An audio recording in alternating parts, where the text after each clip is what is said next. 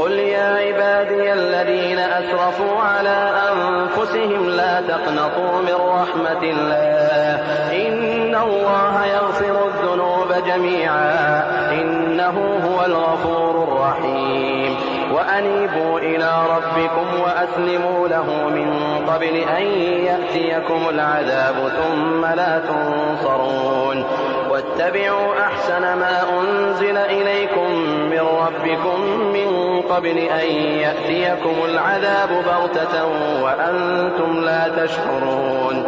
أن تقول نفس يا حسرة على ما فرطت في جنب الله وإن كنت لمن الساخرين أو تقول لو أن الله هداني لكنت من المتقين أو تقول حين ترى العذاب لو أن لي كرة فأكون من المحسنين بلى